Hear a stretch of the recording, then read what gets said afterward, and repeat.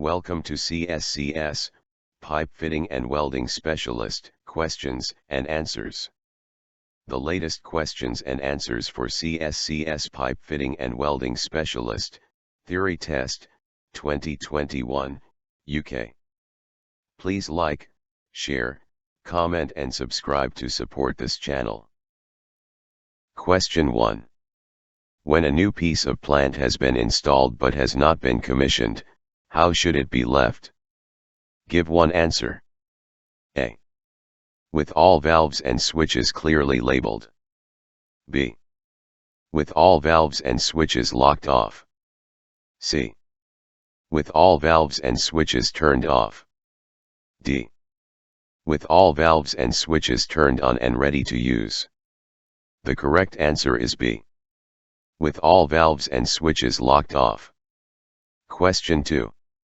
Who is allowed to install natural gas pipework? Give one answer. A. A gas-safe registered engineer. B. A pipe fitter. C. A skilled engineer. D. Anybody. The correct answer is A. A gas-safe registered engineer. Question 3. Who should carry out pressure testing on pipework or vessels? Give one answer. A. A health and safety executive, HSE, inspector. B. A building control officer. C. A competent person. D. Anyone who is available. The correct answer is C. A competent person. Question 4. When working in a riser, how should access be controlled? Give one answer. A. By a permit to work system. B. By a site security operative. C. By the main contractor. D. By those who are working in it. The correct answer is A. By a permit to work system. Question 5. While working on your own and tracing pipework in a building, you notice that the pipes enter a service duct. What should you do? Give one answer. A. Ask someone in the building to act as your second person. B. Go into the service duct and continue to trace the pipework. C. Put on your personal protective equipment, PPE, and carry on with the job. D. Stop work until a risk assessment has been carried out. The correct answer is D. Stop work until a risk assessment has been carried out. Question 6. If you find a colored wire sticking out of an electrical plug, what is the correct action to take? Give one answer. A. Mark the item as defective and follow your company procedure for defective items. B. Pull the wire clear of the plug and report it to your supervisor. C. Push it back into the plug and carry on working. D. Take the plug apart and carry out a repair. The correct answer is A. Mark the item as defective and follow your company procedure for defective items. Question 7. What should you do if you need additional temporary wiring for your power tools whilst working on site? Give one answer. A. Disconnect a longer cable serving somewhere else and reconnect it to where you need it. B. Find some cable and extend the wiring yourself. C. Speak to an electrician and ask them to do the temporary wiring. D. Stop work until an authorized supply has been installed. The correct answer is D. Stop work until an authorized supply has been installed. Question 8. Which item of electrical equipment does not require portable appliance testing? Give one answer. A. 110-volt electrical drill. B. 110-volt portable halogen light. C. Battery-powered rechargeable drill. D. Electric kettle. The correct answer is C. Battery-powered rechargeable drill. Question 9. How should extension leads in use on site be positioned? Give one answer. A. They should be coiled on a drum or cable tidy. B. They should be laid out in the shortest, most convenient route. C. They should be located so as to prevent a tripping hazard. D. They should be raised on bricks. The correct answer is C. They should be located so as to prevent a tripping hazard. Question 10. Where should liquefied petroleum gas, LPG, cylinders be positioned when supplying an appliance in a site cabin? Give one answer. A. Inside the cabin in a locked cupboard. B. Inside the cabin next to the appliance. C. Outside the cabin. D. Under the cabin. The correct answer is C. Outside the cabin. Question 11. How should you position the exhaust of an engine-driven generator that has to be run inside a building? Give one answer. A. In a riser. B. In a stairwell. C. In another room. D. Outside the building. The correct answer is D. Outside the building. Question 12. How should cylinders containing liquefied petroleum gas, LPG, be stored on site? Give one answer. A. As close to the point of use as possible. B. Covered by a tarpaulin to shield the compressed cylinder from sunlight. C. In a locked cage at least 3 meters from any oxygen cylinders. D. In a locked cellar with clear warning signs. The correct answer is C. In a locked cage at least 3 meters from any oxygen cylinders. Question 13. If you spill some oil on the floor and you do not have any absorbent material to clean the area, what should you do? Give one answer. A. Do nothing, as it will eventually soak into the floor. B. Keep people out of the area and inform your supervisor. C. Spread it about to lessen the depth. D. Warn other people as they tread through it. The correct answer is B. Keep people out of the area and inform your supervisor. Question 14. What should you do when using pipe freezing equipment to isolate a damaged section of pipe? Give one answer. A. Always work in pairs. B. Never allow the freezing gas to come into direct contact with surface water. C. Never use pipe freezing equipment on plastic pipe. D. Wear gloves to avoid direct contact with your skin and read the Koch assessment. The correct answer is D. Wear gloves to avoid direct contact with your skin and read the Koch assessment. Question 15. Why is it important to know the difference between propane and butane equipment? Give one answer. A. Propane equipment can be used with smaller, easy-to-handle cylinders. B. Propane equipment is cheaper. C. Propane equipment operates at higher pressure. D. Propane equipment operates at lower pressure. The correct answer is C. Propane equipment operates at higher pressure. Question 16. Which of the following statements is true? Give one answer. A. Both propane and butane are heavier than air. B. Both propane and butane are lighter than air. C. Butane is heavier than air while propane is lighter than air. D. Propane is heavier than air while butane is lighter than air.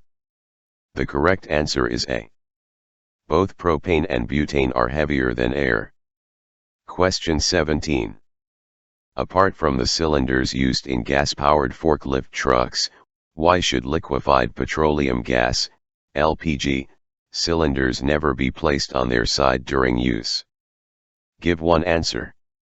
A. Air could be drawn into the cylinder, creating a dangerous mixture of gases. B. It would give a faulty reading on the contents gauge, resulting in flashback. C. The liquid gas could be drawn from the cylinder, creating a safety hazard. D. The liquid gas would be at too low a level to allow the torch to burn correctly. The correct answer is C. The liquid gas could be drawn from the cylinder, creating a safety hazard. Question 18. What is the method of checking for leaks after connecting a liquefied petroleum gas, LPG, regulator to the bottle? Give one answer. A. Apply leak detection fluid to the connections. B. Listen to hear for escaping gas. C. Sniff the connections to detect the smell of gas. D. Test with a lighted match. The correct answer is A.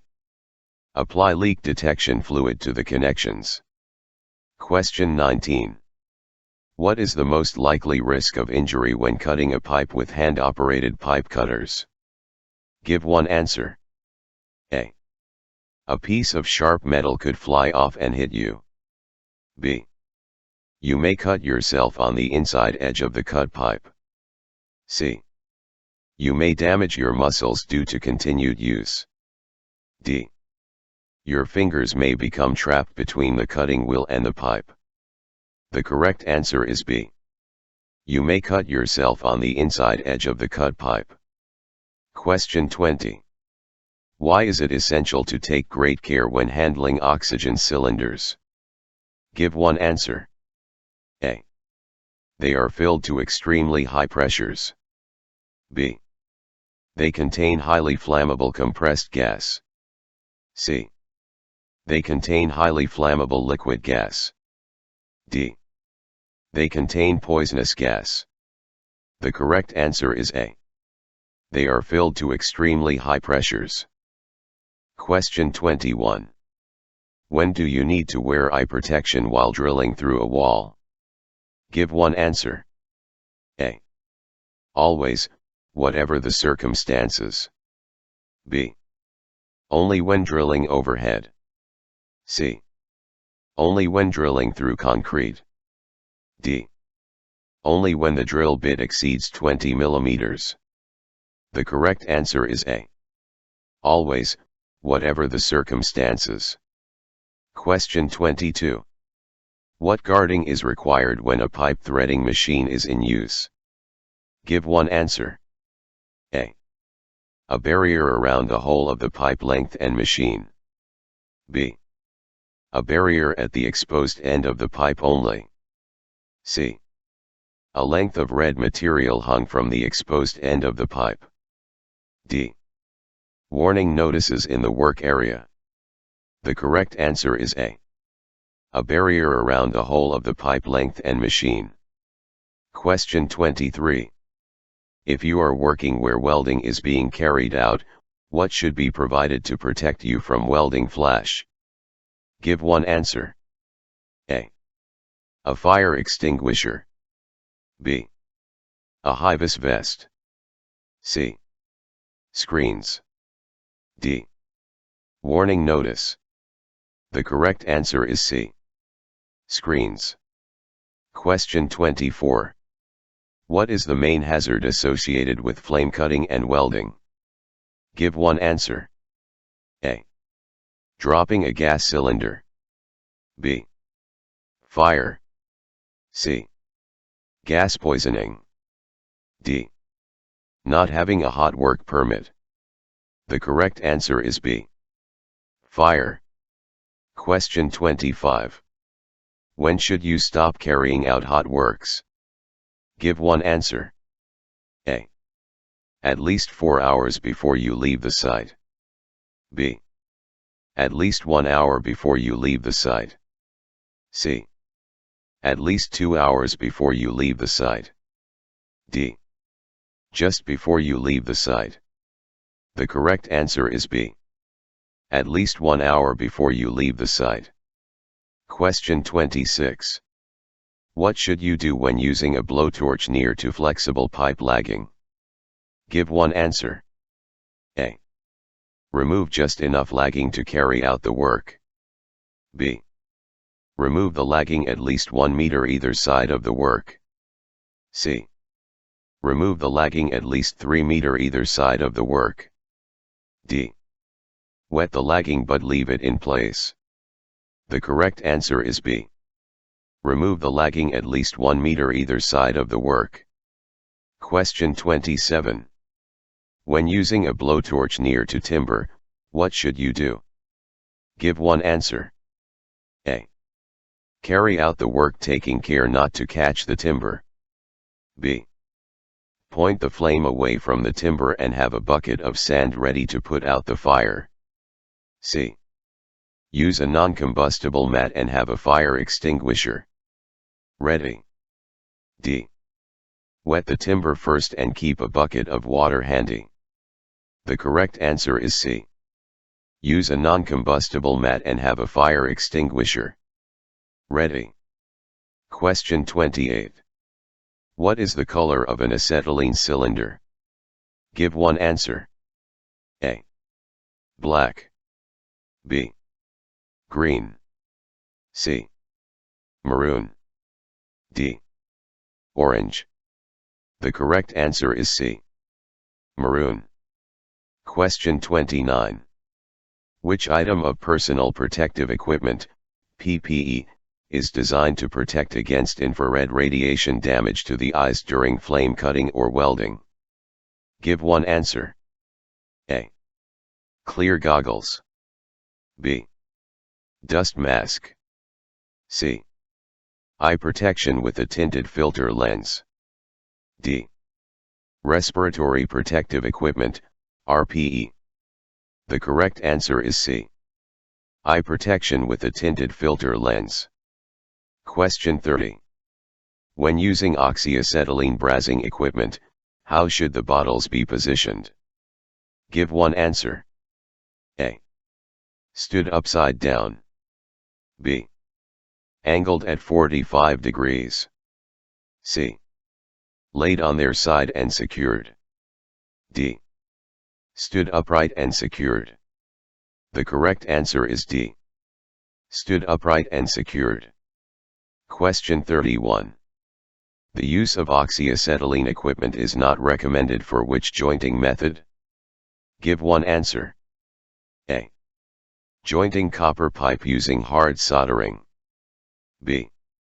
Jointing copper tube using capillary soldered fittings. C. Jointing mild steel tube. D. Jointing sheet lead. The correct answer is B. Jointing copper tube using capillary soldered fittings. Question 32. Where should acetylene gas welding bottles be stored when they are not in use? Give one answer. A.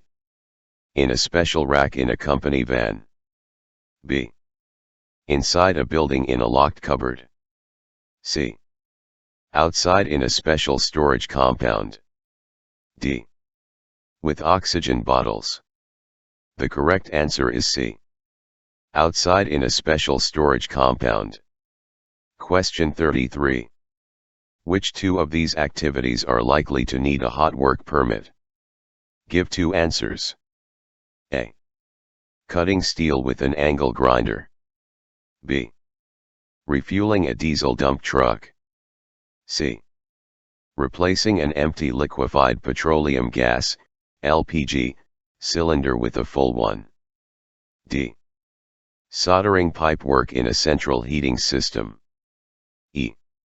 Using the heaters in the drying room. The correct answer is A and D. A. Cutting steel with an angle grinder, and D. Soldering pipework in a central heating system. Question 34. When planning a lifting operation, how should the sequence of operations to enable a safe lift be confirmed? Give one answer. A. In a method statement. B. In a radio telephone message. C. On a notice in the canteen. D. Using verbal instruction. The correct answer is A. In a method statement. Question 35. Which of these statements is true in relation to the safe working load, SWL, of lifting equipment? Give one answer. A.